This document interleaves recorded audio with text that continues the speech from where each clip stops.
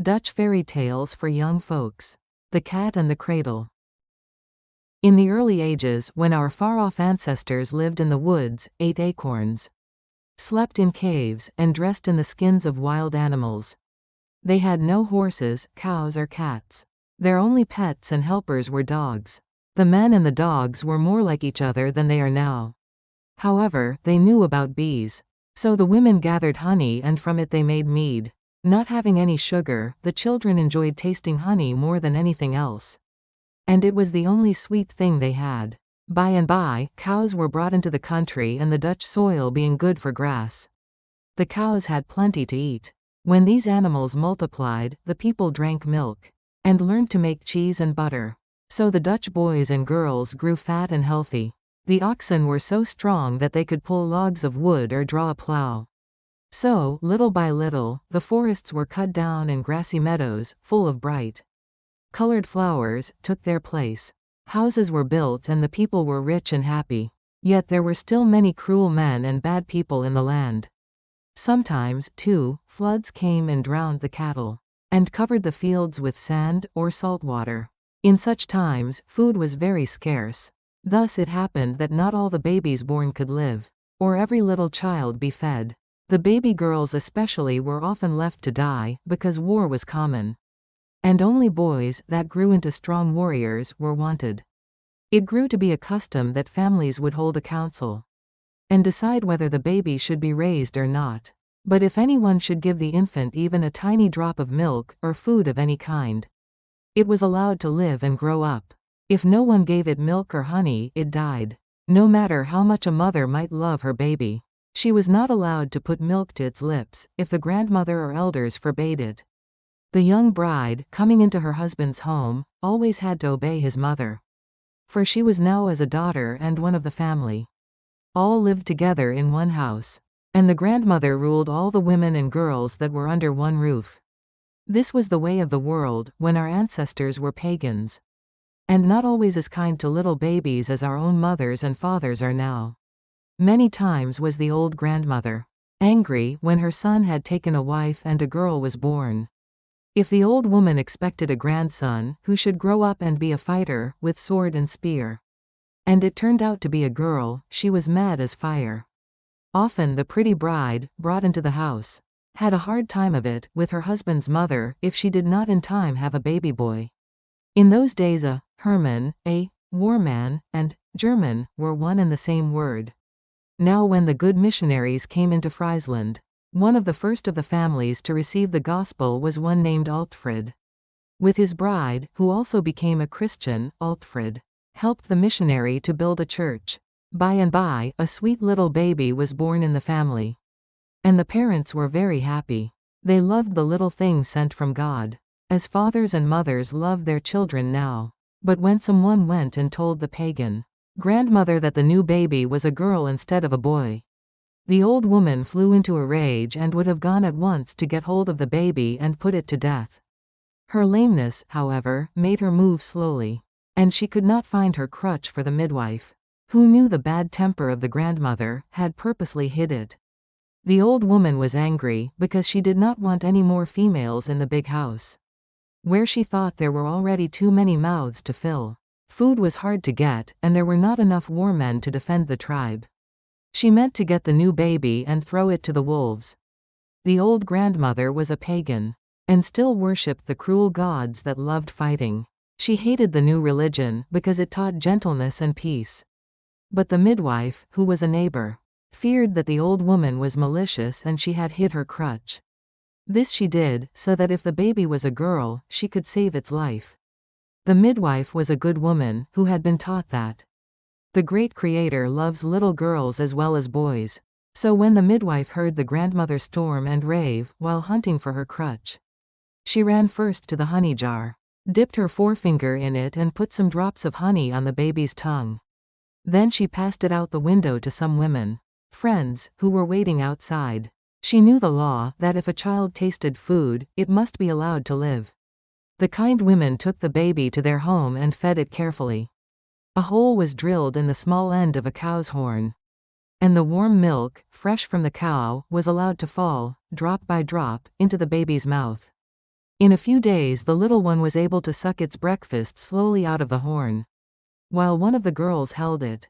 So the baby grew bigger every day. All the time it was carefully hidden. The foolish old grandmother was foiled, for she could never find out where the baby girl was, which all the time was growing strong and plump. Her father secretly made her a cradle, and he and the babe's mother came often to see their child. Everyone called her Honigja, or Little Honey. Now about this time, cats were brought into the country, and the children made such pets of them, that some of the cows seemed to be jealous of the attentions paid to Pussy and the kittens. These were the days when cows and people all lived under one long roof. The children learned to tell the time of day, whether it was morning, noon or night, by looking into the cat's eyes. These seemed to open and shut, very much as if they had doors.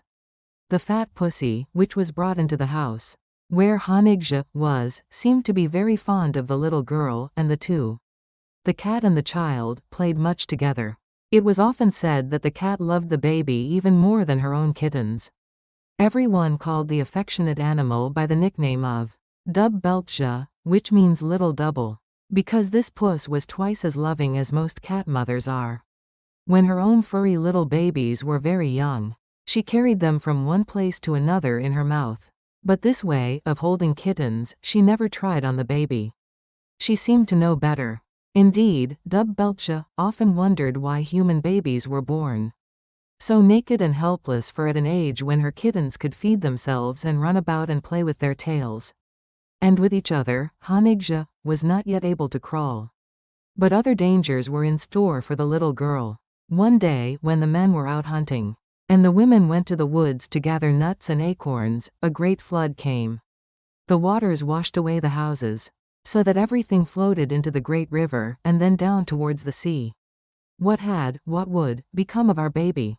So thought the parents of Honigja, when they came back to find the houses swept away and no sign of their little daughter. Dub Beltja and her kittens, and all the cows, were gone too. Now it had happened that when the flood came, and the house crashed down, baby was sound asleep. The cat, leaving its kittens, that were now pretty well grown up, leapt up and on to the top of the cradle, and the two floated off together. Pretty soon they found themselves left alone, with nothing in sight. That was familiar, except one funny thing. That was a wooden shoe, in which was a fuzzy little yellow chicken, hardly 4 days old. It had been playing in the shoe when the floods came, and swept it off from under the very beak of the old hen that, with all her other chicks, was speedily drowned. On and on, the raging flood bore baby and puss, until dark night came down. For hours more they drifted until, happily, the cradle was swept into an eddy in front of a village. There it spun round, and might soon have been borne into the greater flood, which seemed to roar louder as the waters rose. Now a cat can see sometimes in the night, better even than in the day, for the darker it becomes, the wider open the eyes of puss. In bright sunshine, at noon, the inside doors of the cat's eyes close to a narrow slit, while at night these doors open wide. That is the reason why, in the days before clocks and watches were made, the children could tell about the time of day by looking at the cat's eyes. Sometimes they named their pussy clock, OOG, which means clock eye, or bell eye, for bell clocks are older than clocks with a dial. And because in Holland the bells ring out the hours and quarter hours. Puss looked up and saw the church tower looming up in the dark. At once she began to meow and caterwaul with all her might. She hoped that someone in one of the houses near the river bank might catch the sound, but none seemed to hear or heed. At last, when Puss was nearly dead with howling, a light appeared at one of the windows. This showed that someone was up and moving. It was a boy, who was named Dirk, after the Saint Theodoric, who had first, long ago, built a church in the village. Then Puss opened her mouth and lungs again and set up a regular cat scream. This wakened all her other relatives in the village, and every Tom and Kitty made answer, until there was a cat concert of mews and caterwauls. The boy heard, rushed downstairs, and, opening the door, listened. The wind blew out his candle, but the brave lad was guided by the sound which Pussy made. Reaching the bank, he threw off his wooden clomps, plunged into the boiling waters, and, seizing the cradle, towed it ashore. Then he woke up his mother and showed her his prize. The way that baby laughed and crowed, and patted the horn of milk, and kicked up its toes in delight over the warm milk which was brought, was a joy to see. Near the hearth, in the middle of the floor, Dub Beltje, the puss, was given some straw for a bed and, after purring joyfully, was soon, like the baby, sound asleep. Thus the cat warned the boy, and the boy saved the baby. That was very welcome in a family where there were no girls, but only a boy. When Hanigje grew up to be a young woman, she looked as lovely as a princess and in the church was married to Dirk. It was the month of April, and all the world was waking to flowers, when the wedding procession came out of the church and the air was sweet with the opening of the buds. Before the next New Year's Day arrived, there lay in the same cradle, and put to sleep over the same rockers, a baby boy. When they brought him to the font, the good grandmother named him Luid Igier. He grew up to be the great missionary, whose name in Friesland is, even today, after 1,000 years, a household word. He it was who drove out bad fairies, vile enchanters, wicked spirits and terrible diseases. Best of all, he banished Ibite, which was the name the people gave to witchcraft. Luid Igier, also, made it hard for the naughty elves and sprites that delude men. After this, it was easy for all the good spirits, that live in kind hearts and noble lives, to multiply and prosper. The wolves were driven away or killed off and became very few, while the cattle and sheep multiplied, until everybody could have a woolen coat, and there was a cow to every person in the land. But the people still suffered from the floods, that from time to time drowned the cattle and human beings, and the ebb tides, that carried everything out to sea. Then the good missionary taught the men how to build dikes, that kept out the ocean and made the water of the rivers stay between the banks. The floods became fewer and fewer and at last rarely happened. Then Santa Claus arrived, to keep alive in the hearts of the people the spirit of love and kindness and good cheer forever. At last, when nearly 100 years had passed away, Hanigje, once the girl baby, and then the dear old lady, who was kind to everybody and prepared the way for Santa Claus, died. Then, also, Dub Beltje, the cat, that had 9 lives in one, died with her. They buried the old lady under the church floor and stuffed the pussy that everybody, kittens, boys, girls and people loved. By and by, when the cat's tail and fur fell to pieces, and ears tumbled off, and its glass eyes dropped out, a skillful artist chiseled a statue of Dub Beltje, which still stands over the tomb in the church. Every year, on Santa Claus Day, December 6th, the children put a new collar around its neck and talk about the cat that saved a baby's life. Prince Spinhead and Miss Snow White. Long, long ago, before the Romans came into the land and when the fairies ruled in the forest, there was a maiden who lived under an oak tree. When she was a baby they called her Bundlekin. She had 4 brothers, who loved their younger sister very dearly and did everything they could to make her happy. Her fat father was a famous hunter. When he roamed the woods, no bear, wolf, aurochs, roebuck, deer, or big animal of any kind, could escape from his arrows, his spear, or his pit trap. He taught his sons to be skillful in the chase, but also to be kind to the dumb creatures when captured. Especially when the mother beast was killed, the boys were always told to care for the cubs, whelps and kittens. As for the smaller animals, foxes, hares, weasels, rabbits and ermine, these were so numerous that the father left the business of hunting them to the lads, who had great sport. The house under the oak tree was always well provided with meat and furs. The 4 brothers brought the little animals, which they took in the woods, to make presents to their sister. So there was always a plenty of pets, bear and wolf cubs, wildcats, kittens and baby aurochs for the girl to play with. Every day, while the animals were so young as to be fed on milk, she enjoyed frolicking with the 4-footed babies. When they grew bigger, she romped and sported with them, as if she and they were equal members of the same family. The older brother watched carefully, so that the little brutes, as they increased in size, should not bite or claw his sister, for he knew the fierce nature that was in wild creatures. Yet the maiden had wonderful power over these beasts of the forest, whether little or big. She was not very much afraid of them and often made them run, by looking at them hard in the eye. While the girl made a pet of the animals, her parents made a pet of her. The mother prepared the skins of the wolves and bears, until these were very soft. keeping the fur on to make rugs for the floor and winter coats for her children. The hides of the aurochs sufficed for rougher use, but from what had once been the clothes of the fawn, the weasel, the rabbit, and the ermine, garments were made that were smooth enough to suit a baby's tender flesh. The forest folk wrapped their infants in swaddling hands made of these dressed pelts. After feeding the darling, a mother hung her baby up, warmly covered, to a tree branch. The cradle, which was a furry bag, was made of the same material and swung in the wind. Bundlekin usually fell asleep right after she had had her breakfast. When she woke up crowing, the squirrels were playing all around her. She even learned to watch the spiders, spinning their houses of silk, without being afraid. When Bundlekin grew up, she always called this curious creature, that could make silk, Spinhead. She jokingly called it her lover, in remembrance of baby days. It was funny to see how deft the mother was with her needles, fashioned from bone, and her rough thread, which was made of the intestines of the deer. From her own childhood in the woods, Bundlekin's mother had been used to this kind of dressmaking. Now, when her daughter had grown, from babyhood and through her teens, to be a lovely maiden, fair of face and strong of limb, her sweet, unselfish parent was equal to new tasks. To the soft leather coats, made from the skins of fawns, martens, and weasels, she added trimmings of snow-white ermine. Caps and mittens, cloaks for the body, and coverings for the feet, were fashioned to fit neatly. Fringes, here and there, were put on them, until her girl looked like a king's daughter. In summer, the skins of birds and their feathers clothed her lightly, and with many and rich colors, while the forest flowers decked her hair. In winter, in her white forest robes, the maiden, except for her rosy face and sparkling eyes, seemed as if she might have been born of the snow, or was a daughter of the northern ice god at Ulrum.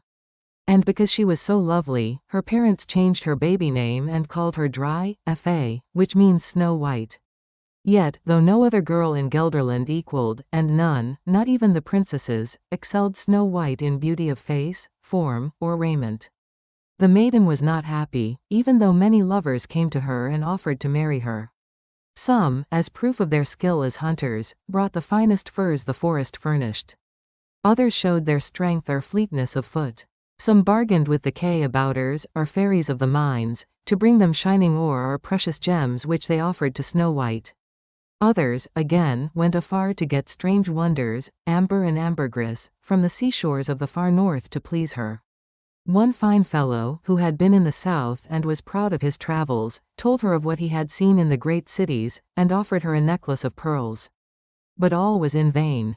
Every lover went away sorrowful, for Snow White wearied of them and sent each one home, disappointed.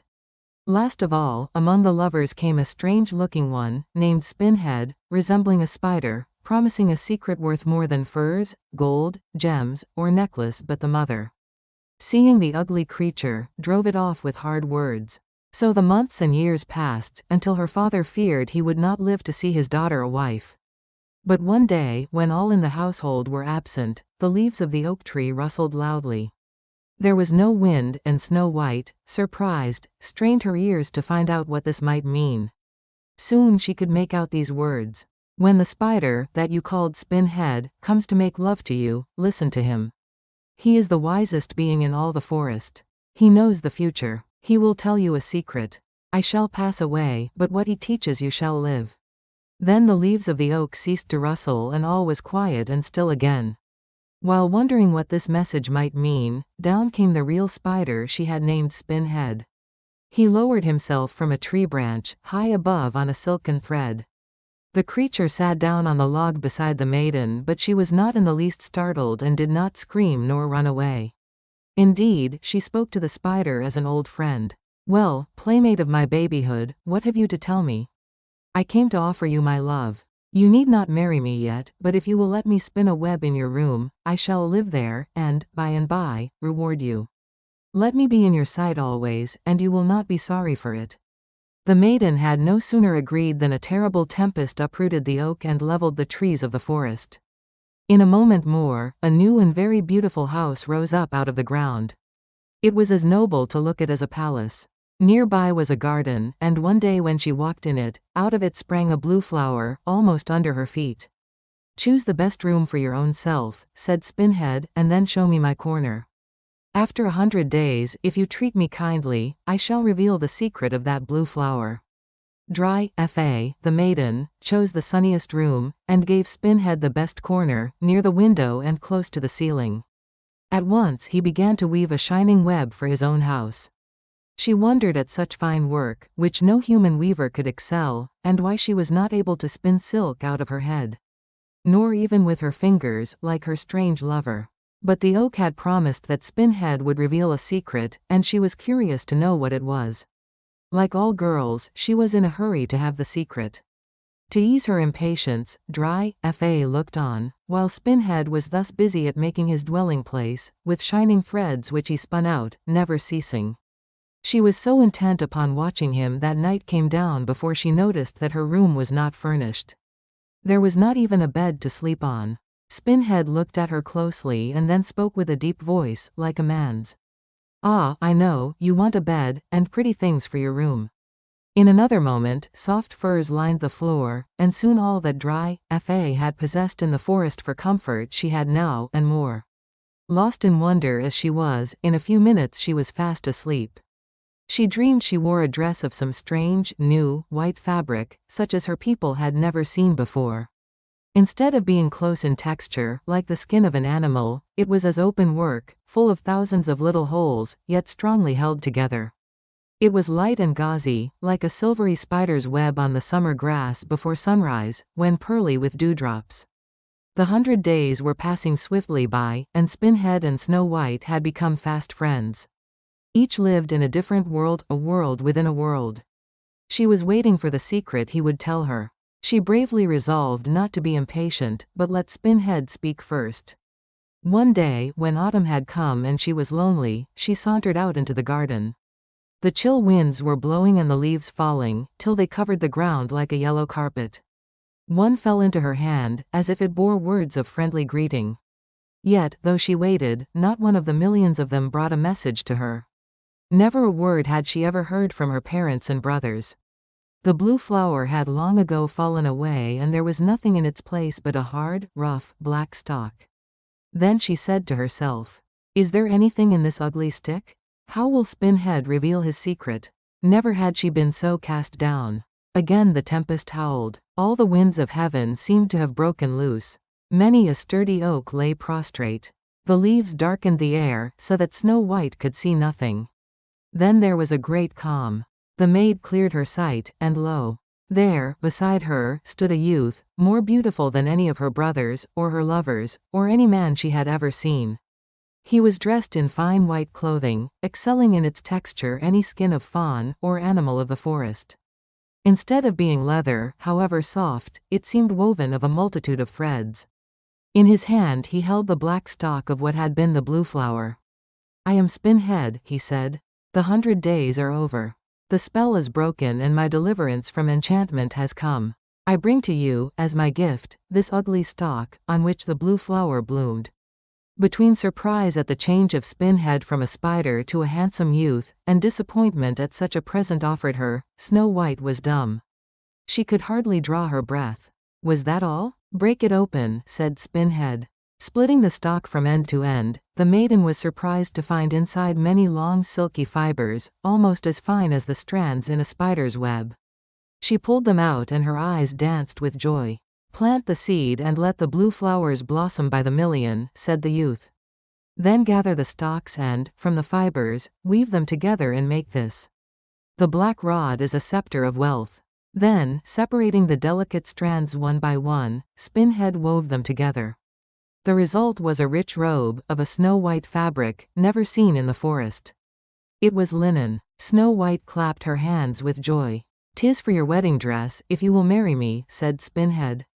Snow White's cheeks blushed red, but she looked at him and her eyes said, "Yes." "Wait," said Spinhead. "I'll make you a bridal veil." Once more his fingers wrought wonders. He produced yards of a gauzy, open-work stuff. He made it float in the air first. Then he threw it over her head.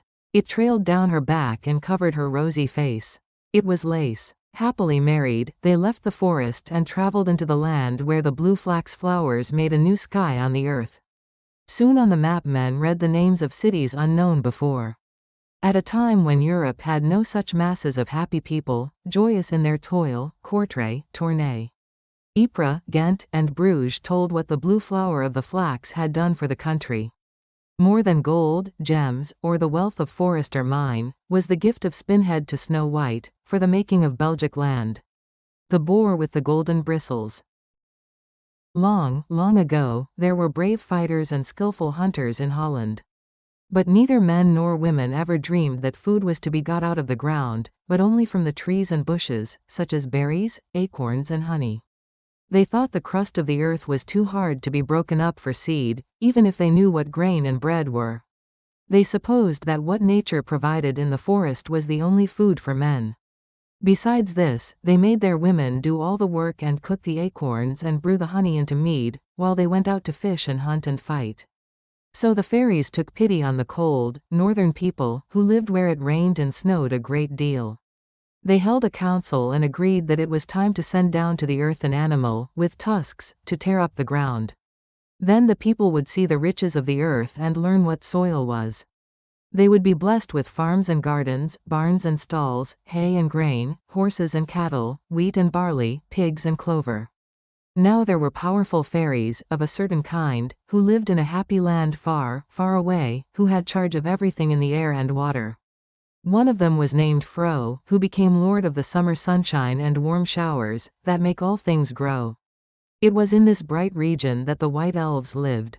It was a pretty custom in fairyland that when a fairy baby cut its first tooth, the mother's friends should make the little one some pretty present.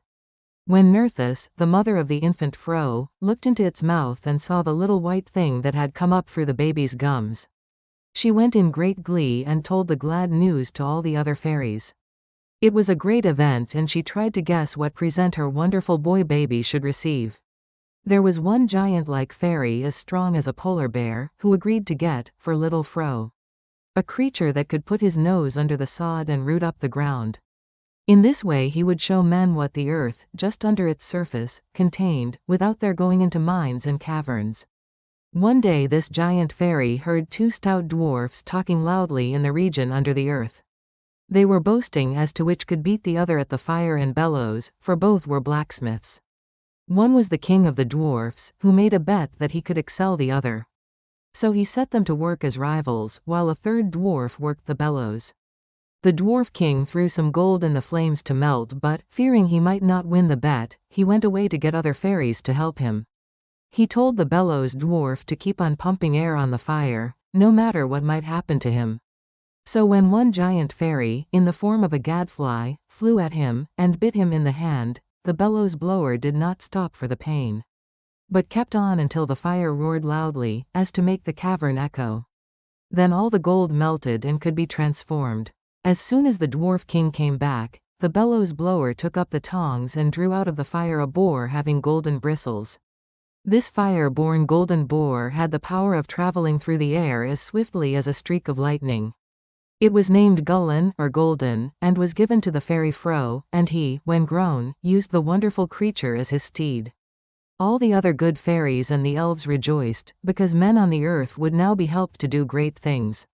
Even more wonderful to tell, this fire-born creature became the father of all the animals that have tusks and that roam in the woods. A tusk is a big tooth, of which the hardest and sharpest part grows, long and sharp, outside of the mouth, and it stays there, even when the mouth is shut. When Gullen was not occupied, or being ridden by Fro on his errands over the world, he taught his sons, that is, the wild boars of the forest, how to root up the ground and make it soft for things to grow in. Then his master Fro sent the sunbeams and the warm showers to make the turned-up earth fruitful.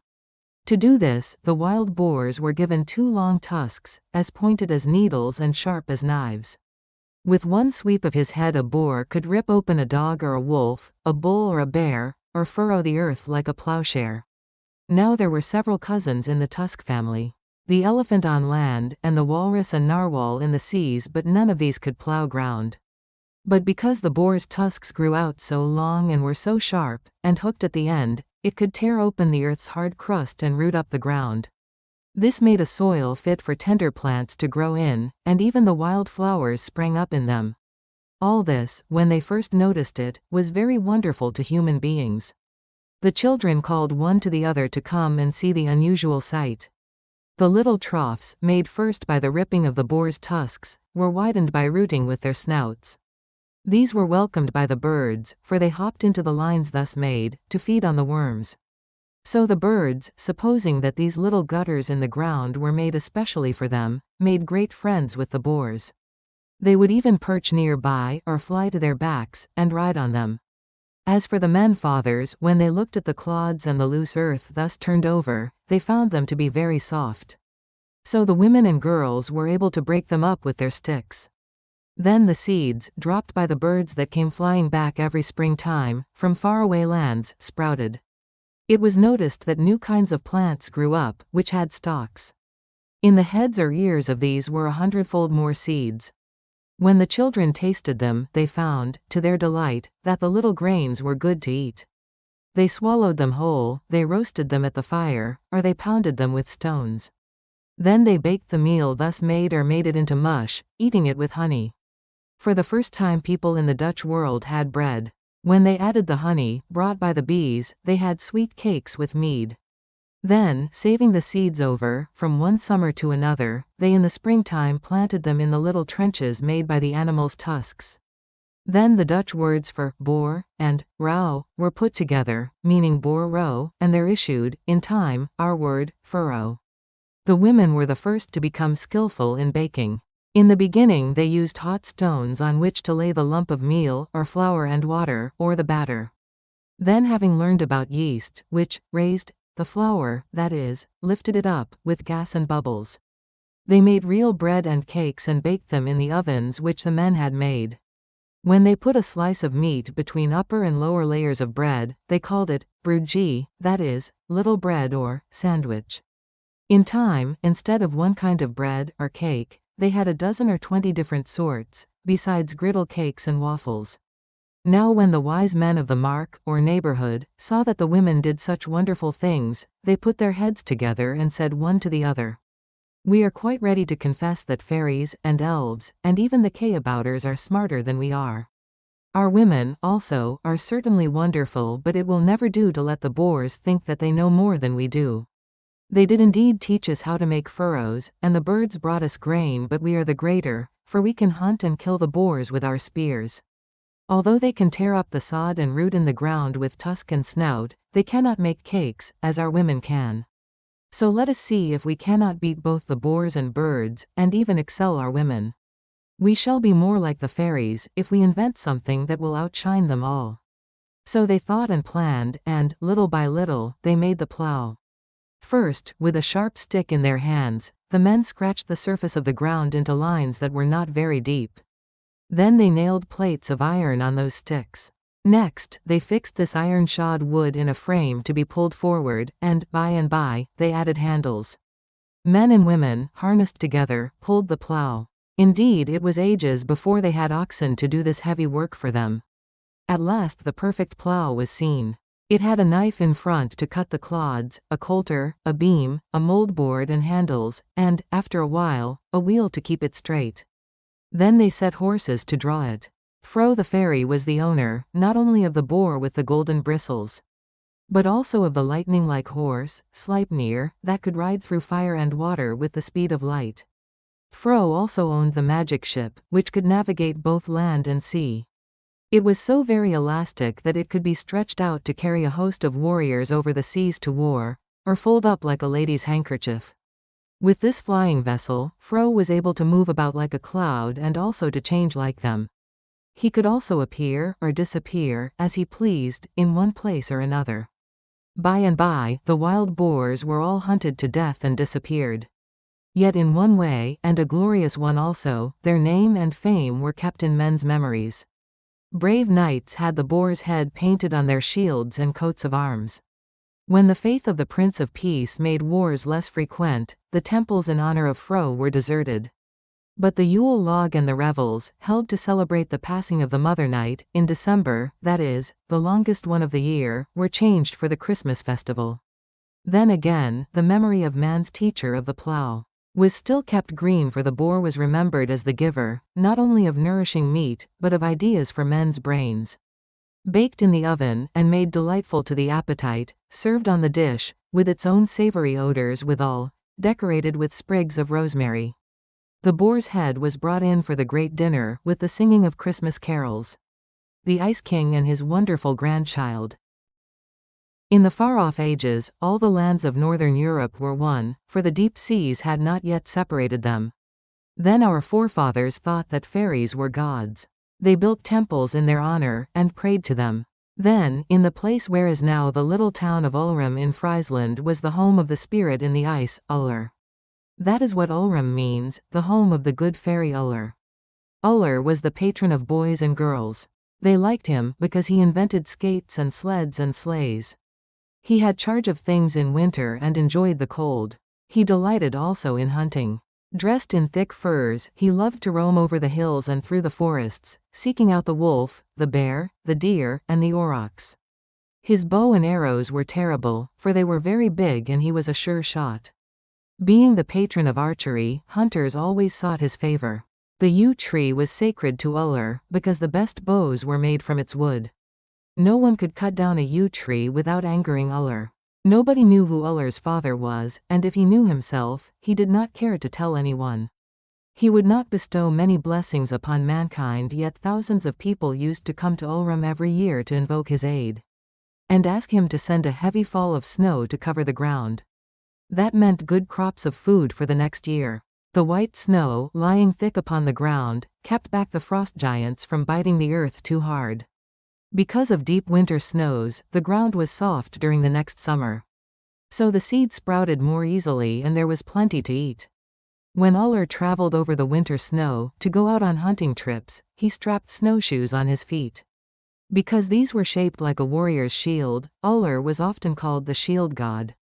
His protection was especially invoked by men who fought duels with sword or spear, which were very common in early days, or by soldiers or hunters, who wished to be very brave, or had engaged in perilous ventures. Now when Uller wanted a wife to marry him, he made love to Skadi, because she was a huntress and liked the things which he liked. So they never had a quarrel. She was very strong, fond of sports, and of chasing the wild animals. She wore a short skirt, which allowed freedom of motion to her limbs. Then she ranged over the hills and valleys with wonderful swiftness. So rapid were her movements that many people likened her to the cold mountain stream that leaps down from the high peaks and over the rocks, foaming and dashing to the lowlands. They gave the same name to both this fairy woman and the water, because they were so much alike. Indeed, Skadi was very lovely to look at. It was no wonder that many of the gods, fairies and men fell in love with her. It is even said that she had had several husbands before marrying Uller. When you look at her pictures, you will see that she was as pretty as bright winter itself. When Jack Frost clothes the trees with white and makes the cheeks of the girls so rosy. She wore armor of shining steel, a silver helmet, short white skirts and white fur leggings. Her snowshoes were of the hue of winter. Besides a glittering spear, she had a bow and sharp arrows. These were held in a silver quiver slung over her shoulders. Altogether, she looked like winter alive. She loved to live in the mountains, and hear the thunders of cataracts, the crash of avalanches, the moaning of the winds in the pine forests. Even the howling of wolves was music in her ears.